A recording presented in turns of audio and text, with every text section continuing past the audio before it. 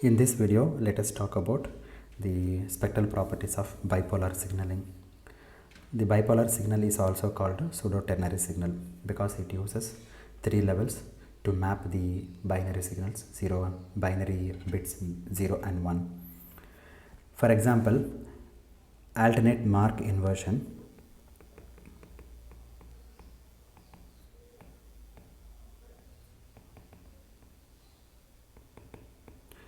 is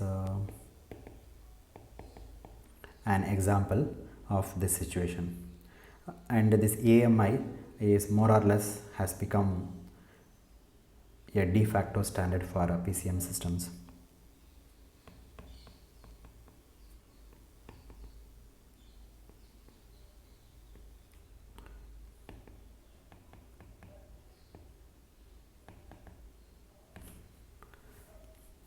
Okay, and in this 0 is represented by no pulse. Okay, don't transmit anything for 0, or you transmit a 0 level. Okay, for 0 you represent by 0 level or 0 voltage, and 1 is represented by either a pulse P of t, or you can use minus P of t depending on some logic. Okay, for example, we may have alternate pulses or mark. Okay, the pulse is also called mark here. Pulse is also called mark. That means we are changing the polarity of the pulse alternatively. That's what we mean by alternate mark inversion. Either you can call it by pulse or mark.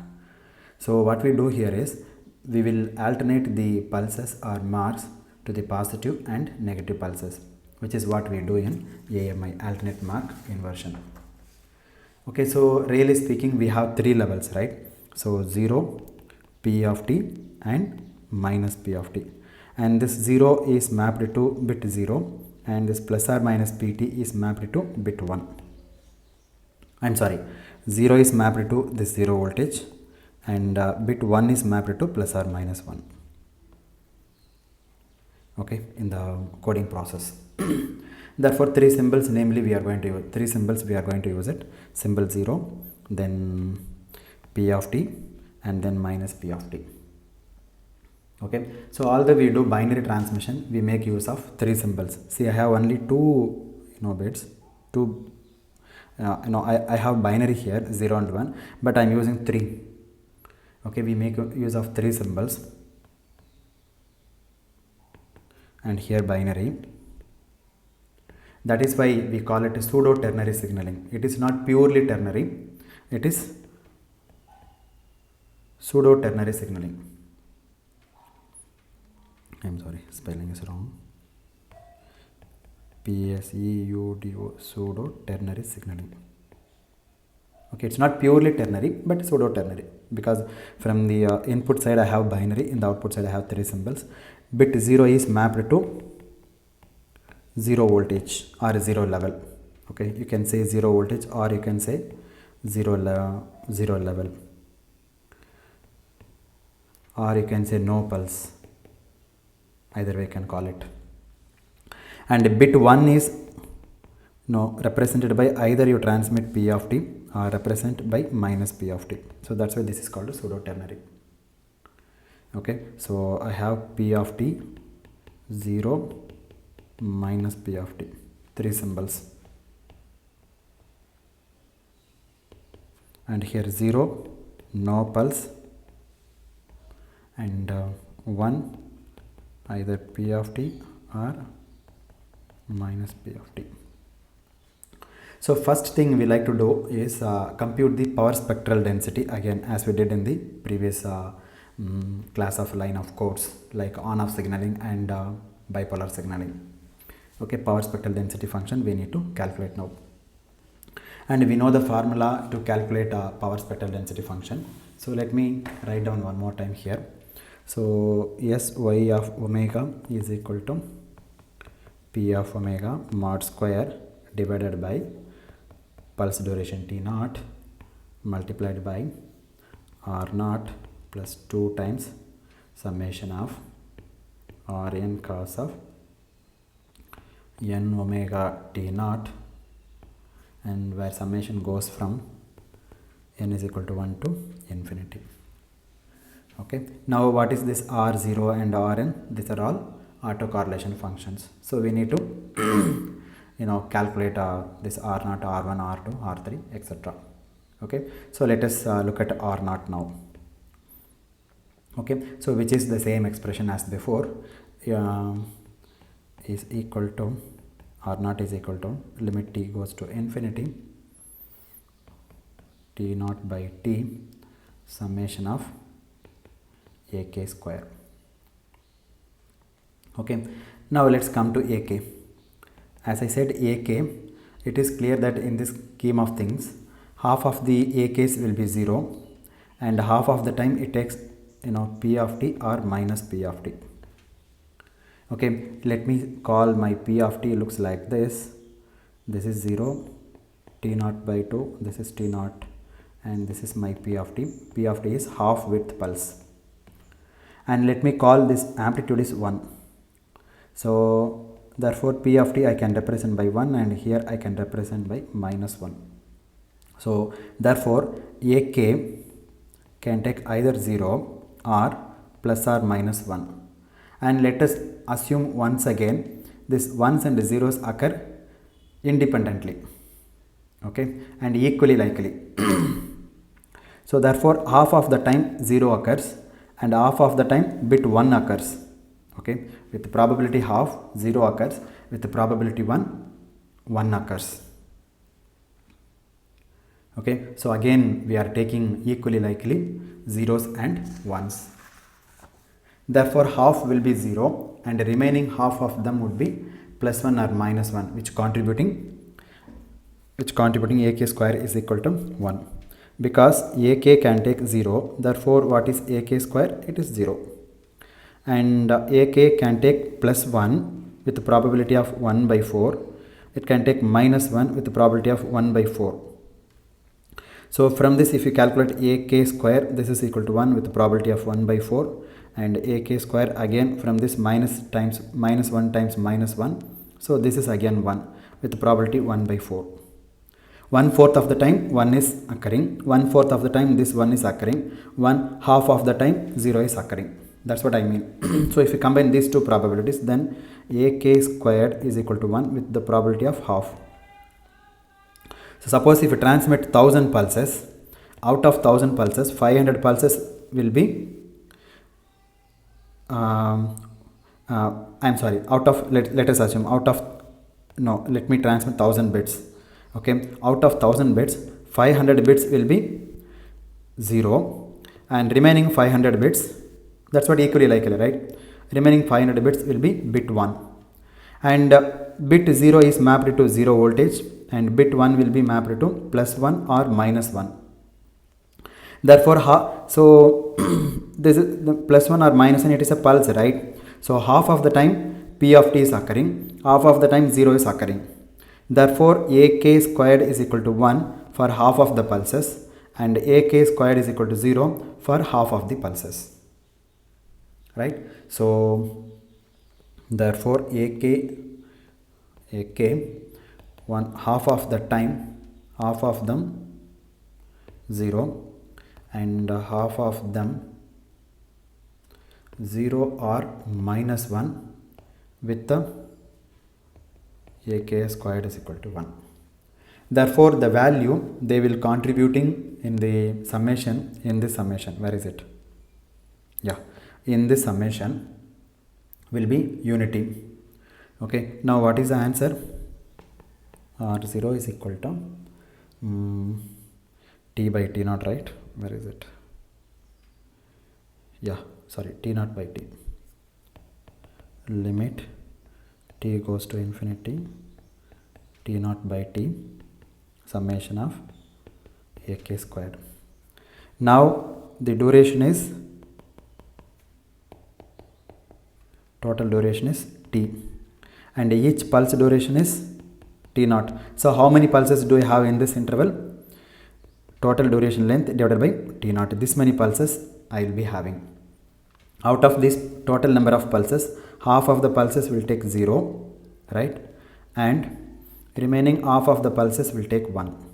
Okay, therefore limit t goes to infinity t naught by 2, the summation can be replaced by t by t naught, total number of pulses. In this, half of the pulses will be 0 plus total number of pulses will be t by t naught. In that, half of the pulses will be 1, takes magnitude 1. Anyway, the first term will be 0. So this is limit t goes to infinity t naught by 2, then t by t naught 1 half t naught, and I'm sorry, this is, I'm very sorry, what is this? This is t actually, this is t. Let me rewrite properly. This is t and here also t. Now 1 half, r naught is equal to half. Okay, now let's come to r1. Okay, now you can see the flexibility that we have now. Okay, by changing the rules of the game, that is how AKs are related to each other, or successive AKs are related to each other in terms of positive and negative levels, you can do wonderful things to the spectrum, as we will be keep on seeing. And r1 is equal to limit t goes to infinity, I'm sorry, before that t naught by t summation of ak times ak plus 1. Okay, now let me consider the case here n is equal to 1. Okay, instead of putting rn, I put r1 here. In this case, we need to consider n is equal to 1 differently from general n. Now, as I said, ak can take the value either 0 or plus 1 or minus 1. Okay, so as I said, ak can take 0, then ak plus 1, if plus 1 can be either 1 or minus 1 or 0, right? Suppose let's say 1 0 1 1 0 1 like this, if you have bits, and this let's say this 1 is mapped to plus 1, and this is 0, and this is minus 1 plus 1 and 0 and then minus 1. So it is alternating plus 1 to minus 1, minus 1 to plus 1, plus 1 to minus 1. But in between you don't change the zeros. Now if I assume a kth pulse is 0, then k plus 1th pulses can be plus 1 or minus 1 or 0. Now what is going to happen? If you multiply ak times ak plus 1, then 0 times 1 equal to 0, then 0 times minus 1 0, 0 times plus 1 again 0. Therefore, when you take ak is equal to 0, it doesn't give any value. Now let us assume ak is equal to 1, then ak plus 1, what will it be? It can be 0 and it will be minus 1, it cannot be plus 1, because it has to alternate the polarity, right? If the kth pulse is 1, look at here, if this is kth pulse, if it is I will be back. Okay, if it is let's say 1 1 0 1 1 like this. Now if this is the kth pulse, it is denoted by plus 1, then k plus 1th pulse is denoted by minus 1. Therefore, when you assume ak is equal to 1, then ak plus 1 will be minus 1, it can't be plus 1. Therefore, if you take the product of these two guys, then 1 dot 0 is equal to 0, 1 dot minus 1 is equal to minus 1. Again, you can take one more case, ak is equal to plus 1, then ak plus 1 can be 0 or it will be minus 1, it can't be plus 1.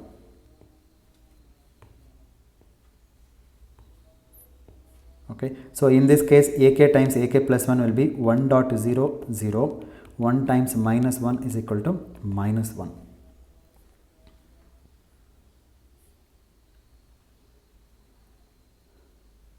Okay, so in terms of the voltage levels, the product will be 0 and minus 1 here, and here also 0 and minus 1, and here all cases are zeros.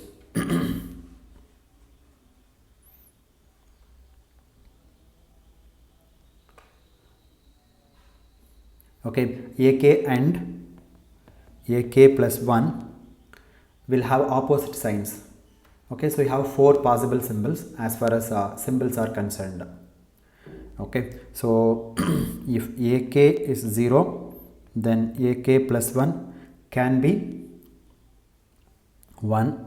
If ak is 0, then ak plus 1 can be minus 1. If ak is 0, ak plus 1 can be 0. If you take the product of these guys, 0, this is 0 and this also 0, 0. Now if ak is 1, then ak plus 1 will be minus 1. If ak is 1, ak plus 1 can be 0. This is one condition. If ak is minus 1, ak plus 1 will be can be 0 or it can be plus 1. You take the product minus 1, 0, and here this is 0 and here minus 1. Okay, so in this case only 1/4 of the time you are getting a constant, you are getting a contribution from these terms. Okay, remaining 3/4 of the time you are not getting any contribution. Therefore R1 is equal to limit t from basic elementary theory. I am writing this t naught by t in this total number of pulses. How many pulses do I have? T by t naught number of pulses, out of which 1/4 of the time it will be minus 1, and t by t naught multiplied by 1/4 of the time it is 0. Okay, therefore this will go away. This is equal to limit t goes to infinity t naught by t by t naught times minus 1 by 4. Okay, so this is R1 is equal to minus 1 by 4. Okay, so this probability can calculate very easily. AK takes the value 0 with probability of 1/2, and probability of AK plus 1 takes 0 value with probability of 1/2, because they are independent events. Similarly, probability of AK, I think you can do it. AK plus 1 can take value plus or minus 1 with the probability of 1/2, and probability of AK plus 1 can, sorry, AK, let me write neatly.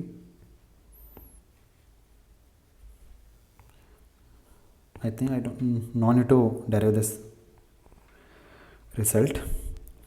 So AK is equal to plus or minus 1, and similarly probability of AK plus 1 takes a value of plus or minus 1 is equal to 1 by 4, sorry 1 by 2,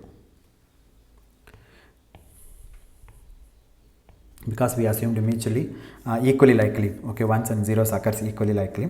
Therefore with this given elementary information, you can derive this. Okay, what is the probability of occurring this combination, this combination, this combination, this combination? You can work on it, and then finally you will end up with them 1 by 4. Okay, so now let's calculate Rn. R1 is equal to minus 1 by 4. Now let's calculate Rn. Okay, so AK times AK plus n. So let us find out what it is.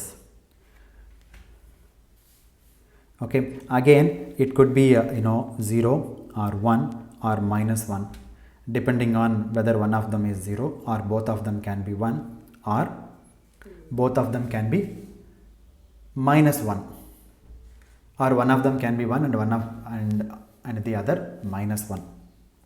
See, this is my kth pulse, dot dot dot, and here I have A plus K plus nth pulse. If this is 0, this can be 0, right? Then anyway 0, let me put down the possibilities. If AK is 0, then AK plus 1 can be 0, it can be plus 1, it can be minus 1. Therefore if you take these products, again 0 0, no contribution. Now if AK is 0 sorry, if the kth amplitude is 1, then k plus nth sample amplitude can be 0. K plus nth sample can be plus 1 because I am taking not the immediate sample but after a n sample. It can be 1, it can be minus 1. So if you take the product, then this is 0 and this is 1 and this is minus 1. Now if kth amplitude is minus 1, k plus nth amplitude is going to be 0, can be maybe 0, or it can be minus 1, it can be plus 1. So minus 1 times 0, 0, minus 1 times minus 1, plus 1, minus 1 times plus 1, minus 1. Now they are equally likely. If you take on an average, then plus 1 and minus 1 occurs with equal probability. Therefore, it is 0 if you add the values. And here also, if you add this and that, then it is going to be 0. So you can have all possible combinations, and the situation is like this. Okay, and 1 1 will give rise to either minus 1 or plus 1. I mean bit 1 1. Okay, ak is 1 and ak plus n is 1 1 will give rise to either plus 1 or minus 1 depending on whether they both have the same sign or opposite signs. Okay, so that means the probability of 0 is going to be 3 by 4. Okay, so if you look at here, if you take the product, then if you notice here,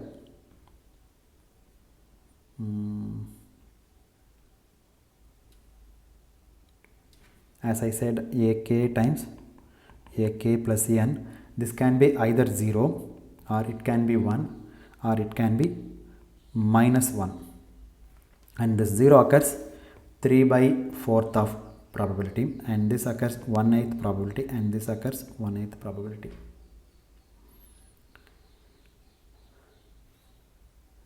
That means the probability of 0 is going to be 3 by 4, and the probability of plus 1 and minus 1 two together going to be 1 by 4, and each of them individually 1 by 8.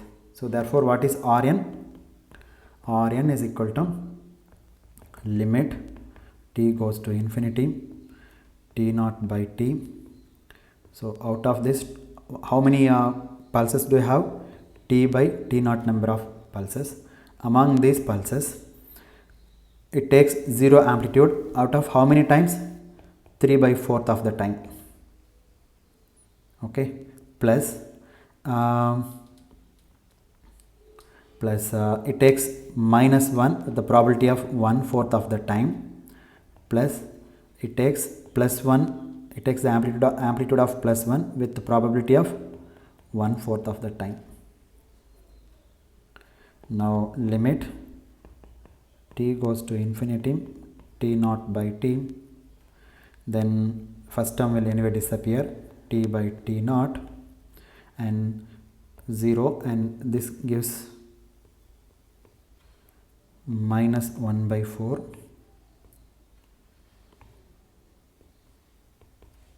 and from this plus 1 by 4, and anyway this is 0.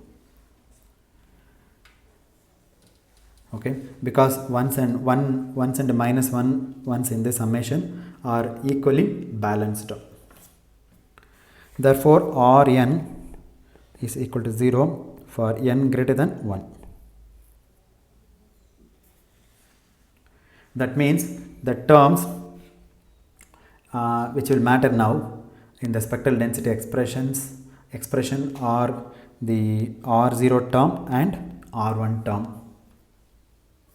Therefore your Sy of omega is equal to P of omega mod squared divided by the period times multiplied by R0 plus 2 times summation of Rn cos of n omega t naught.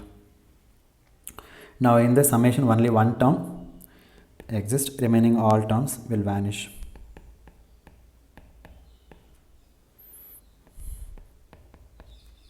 And what is R naught value? R naught we just calculated, right? What is this R naught? I just forgot.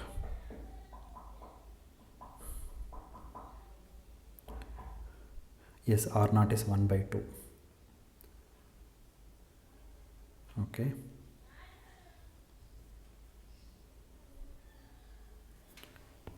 One by 2 plus 2 times R1 in the summation. R1 only exists, so minus 1 by 4 cos of, substitute n is equal to 1 here, omega t naught. That's it.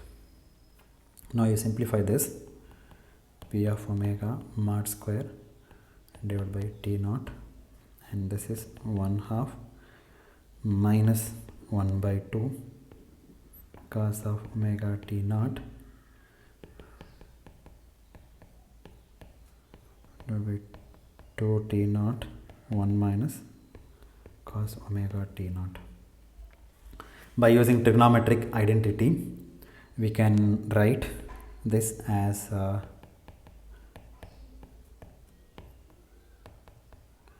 this is 2 sine square omega t naught by 2, and this 2 and that 2 will anyway go away. So p of omega square divided by t naught sine square of omega t naught by 2. Now this is very interesting. Let us see in what way we have interesting result here. Let me call this as equation number 1. Okay. Okay, and the first important interesting thing to note is, irrespective of what pulse shape I have at omega is equal to 0, sy of omega is equal to be 0. Why? Because I have the sine term here. Okay, when you substitute omega is equal to 0, then what is going to happen? Sy of omega becomes 0 irrespective of what this p of omega would be. It doesn't matter. Okay, what is p of omega? P of omega is the Fourier transform of the pulse shape. P of t, you take Fourier transform, you will get p of omega. So if you substitute omega is equal to 0, what does it mean? DC component. Therefore, it has the spectral null. Sy of omega when omega is equal to 0 is 0. Because what is this? Sy of omega is equal to p of omega divided by t naught. Let me put a 0 here. 0 and here also 0 mod square. Then sine square of 0. Sine square of 0 is 0. So therefore, this is 0. So we have a spectral null guaranteed to exist at DC, which of course is intuitively obvious, because 1/4 of the time we are transmitting +1, and remaining 1/4 of the time we are transmitting -1s, and the rest of the time 0 is transmitted. And as I said, 1s and -1s are balanced, and the rest of the time we are transmitting zeros. Therefore, DC null is guaranteed, which is a very desirable thing that we already know from the AC coupling point of view. So the first point is Sy of omega is equal to 0 for omega is equal to 0. Okay, so that is DC regardless of Fourier transform of the pulse p of t. Therefore, DC null is guaranteed.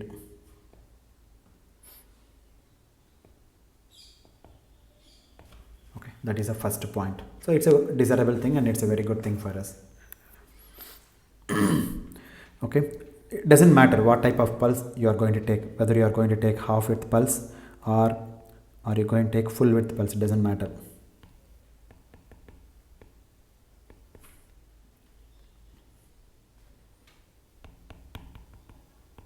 Half width pulse and full width pulse.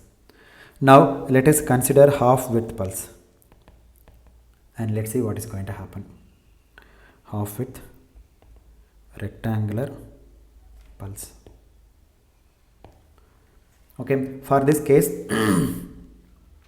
your sy of omega, because half width rectangular pulse we know, once you take the Fourier transform of half width rectangular pulse, it will give you the sinc square function. Therefore t0 by 4 sinc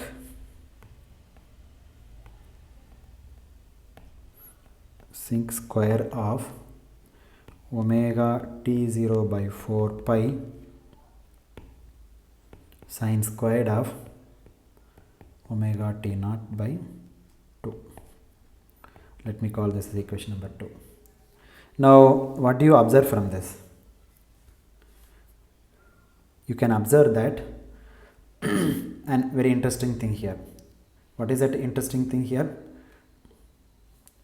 The first one was irrespective of your p of omega, you get a DC null through this term that we already noticed.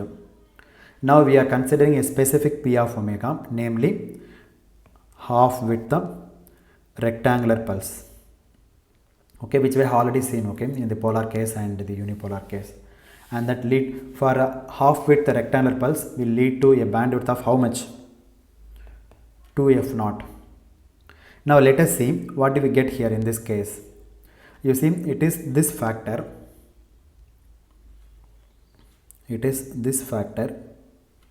which is going to make the difference. See, the sinc square function is going to have its first 0 at the same point 2f0. Okay, sinc square function, first if you plot it, it touches the first point at 2f0. But if you plot the sine square function, okay, this function has a 0 at half the point, okay, in between, in midway, half the point, the sinc square function has to touch it, f0. So that is a beauty here.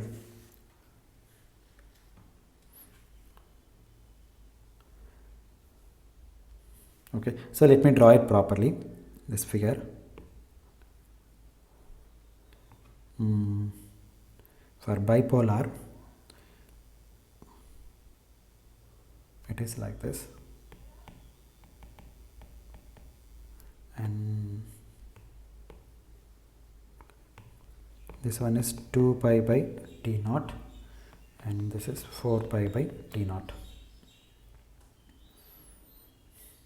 Okay, if you plot for polar, then it has a DC component, that's why it starts in this point. This is a DC value, it goes like this, and this one is polar. Okay, and this one is a spectrum of bipolar. So you get a 0 at DC. This is a DC point, omega is equal to 0 is nothing but DC, and you get your first null not at 4 pi by t naught, you get at 2 pi by t naught. This 2 pi by t naught, you get this first null. This guy occurs because of whom? Because of the sine square function. Okay, at 2 pi by t naught, because sine square of omega t naught by 2 is 0. So in this point your sine square function is 0, right? You can substitute, okay, it's very easy to see. Yes, y of you substitute 2 pi by t naught in this expression, you will end up with 0.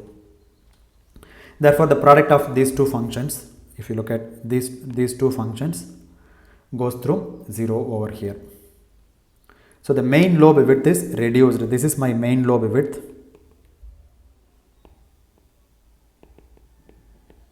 It is reduced to f0 from 2f0. Therefore the main lobe width is reduced by half.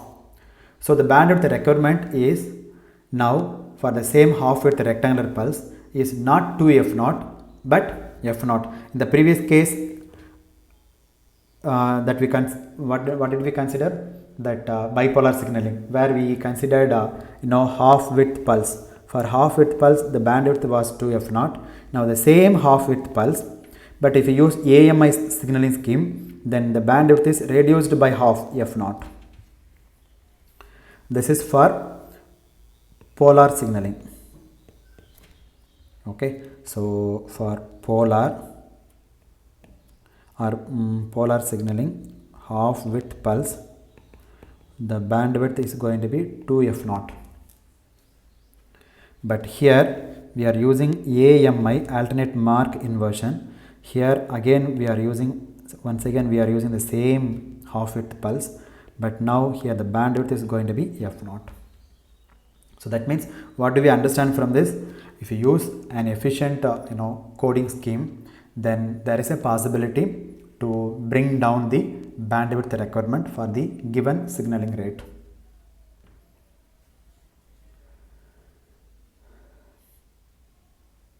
Okay, therefore essential bandwidth is f0. What is f0? f0 is 1 over t0. So this is one of the tough on off or polar for the same pulse width situation. So I am not comparing with the full width and half width, I am comparing only half width. Okay, so this is the major advantage of your AMI signaling. So why did I say essential bandwidth? Because of course we have the power in this second side lobe also. Okay, so we are not considering the second side lobe, we are considering only the first side lobe. Okay, the reason is that there is still some energy in the second side lobe and third side lobe and so on and so forth. However, we are still off from the theoretical bandwidth by a factor of 2. What is the theoretical bandwidth? As I said, f0 by 2. Okay, we are off from the theoretical bandwidth. But here we achieved f0, but we need to design a coding scheme such that the bandwidth requirement is not f0, it should be f0 by 2. Let us see in the upcoming lecture, is it possible to achieve this bandwidth. Okay, now let us look at in a nutshell, okay, what are the advantages we are getting here in bipolar signal. We will first look at advantages and then we will look at disadvantages. Okay, so we have discussed that earlier from an intuitive point of view. Now we are speaking from a very definite knowledge through analysis. So the first one is spectrum has a null. Spectrum has what null? DC null. That is very nice. And the second one is bandwidth is now not excessive. I can't say it is very good, it is not excessive. So these two are desirable thing. So desirable thing we achieved in this coding scheme. Okay, because we have twice the theoretical minimum. What is the here the bandwidth that we achieved is f0, but our theoretical minimum is minimum bandwidth is f0 by 2. Still we are off from the theoretical bandwidth, that is twice the theoretical bandwidth. And then what about the transparency? If you have no 1 0 1 0 1 1 1 like this, as far as 1 there is no problem. Okay, for the first one you transmit p of t, positive pulse, and the next one you transmit negative pulse, for the next one you transmit positive pulse, no problem. But in case if you get, let me do it neatly, I don't want to mess the things here. In case if you have 1 1 1,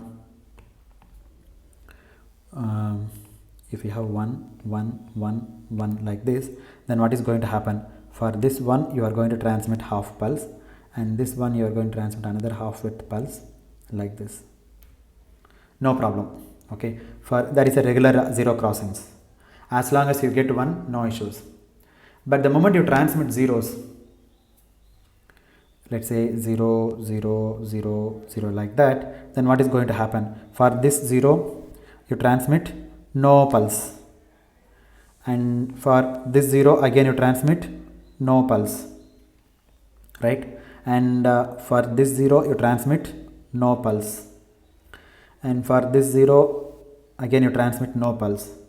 So whenever you get a long string of zeros, then there is no transparency. Transparency means what? You can't get back or you can't recover the clock. Okay, AMI scheme is still transparent, but not fully transparent. Okay, whenever you get a long sequence of ones and zeros, then we can, there will be a problem if you get long string of zeros, and there will not be a problem if you get long string of ones. So we can say this is semi transparent.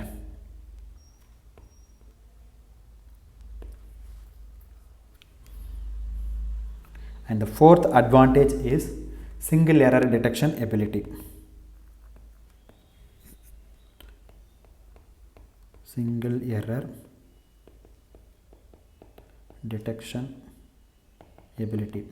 How does it detect the error? Because if this is +1 0 and this is +1, as per the AMI scheme, this is positive pulse and no pulse, and then I should change the polarity like this.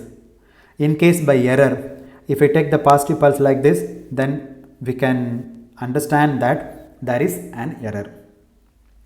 Okay, in fact, up to single errors you can detect.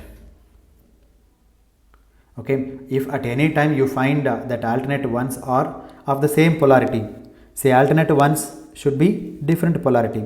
If at any time you find the same polarity, then you will assume that there is an error. Whenever you get same polarity between the alternate pulses, then it tells you that there is an error. So that is one advantage. And clock recovery.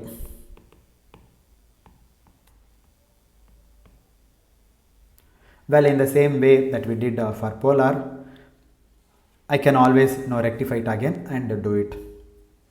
Okay, as long as there is no,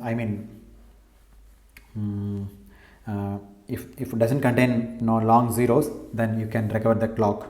Okay, because it is a semi transparent.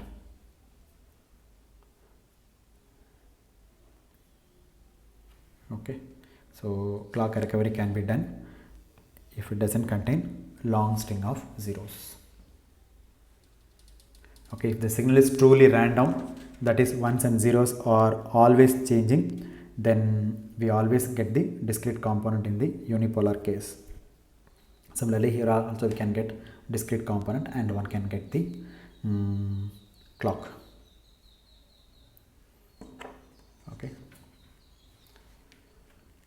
Now, what are the disadvantages of bipolar scheme?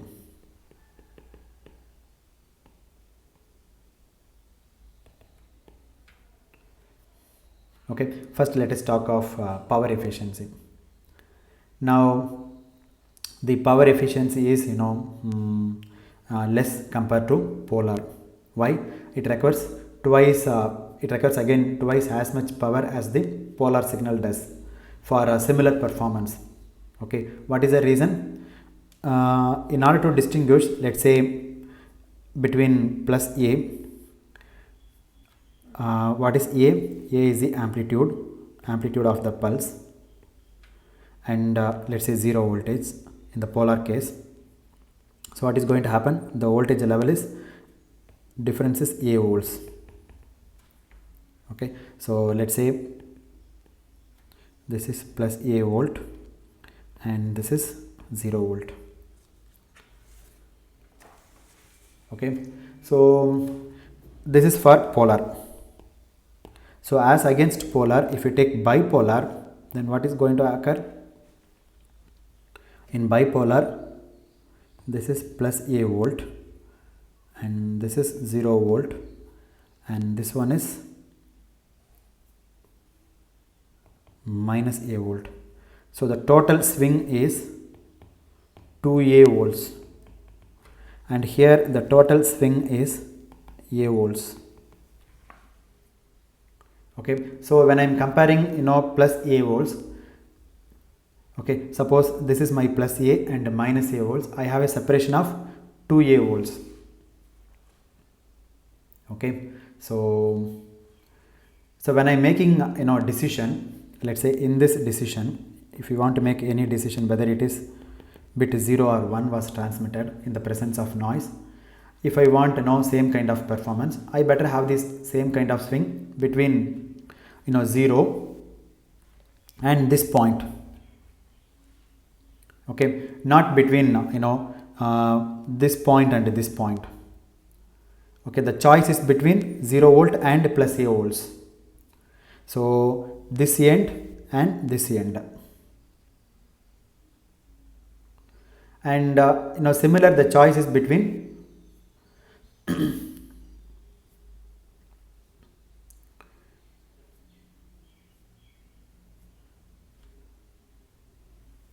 when you make the decision, then between 0 voltage and plus A volt.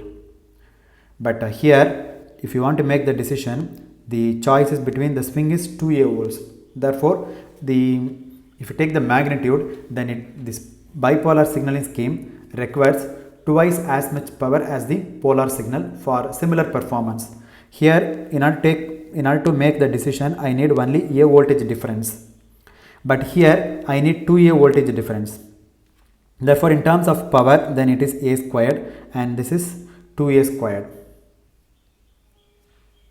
Okay, so this is the main disadvantage, other than the fact that it is not fully transparent.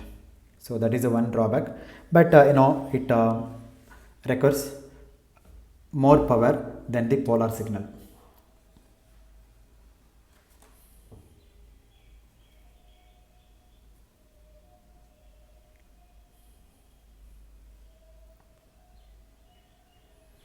I am sorry, in the polar signal, this is unipolar, I confused you. One second.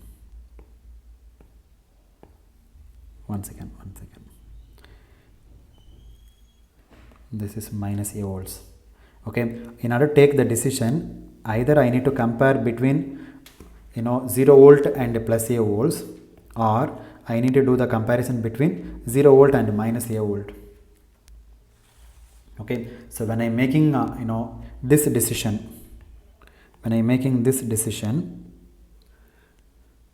in the presence of noise, if I want the same kind of performance, I better have the same kind of performance between this 0 volt and this point, not between this point and this point. Okay, because the choice is not between this point and this point. The choice is between this point and this point. Okay, and similarly the choice is between this point and this point. Either you make the decision between 0 volt and minus A volt, or A volt and 0 volt. So the average power becomes again twice, and here the power is A square, and here also the power is A square. So what is the total power here? 2A square. But what about the bipolar case? The choice is between plus A and minus A. Therefore here the power is 4A squared. So what is the difference? 2 times. That's why the disadvantage is that it requires twice as much power as the polar signal. Therefore the disadvantage is the bipolar signaling scheme requires twice as much power as a polar signal for similar performance.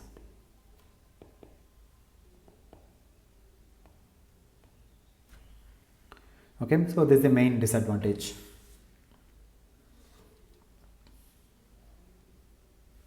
Okay, so that's it about bipolar signaling scheme. Okay, so till now we have discussed 3 line coding schemes, namely polar, and then bipolar, and then on off, unipolar.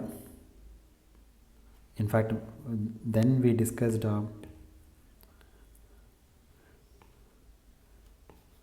I'm sorry, I think first we discussed on off signaling scheme, and then we discussed polar signaling scheme, and then now in this lecture we discussed bipolar, out of which we have really gradually gone from unipolar to bipolar, and then we have seen that we have considerably improved in our performance. Okay, and we will do a few more things in the upcoming lectures. Okay, we will see that we can come up with some still better and nicer properties in terms of line coding properties, like in terms of bandwidth efficiency, power efficiency, transparent, and bit error detection capability, right? So we will see. Okay, we will continue to do that in the next time. Okay, so thank you very much.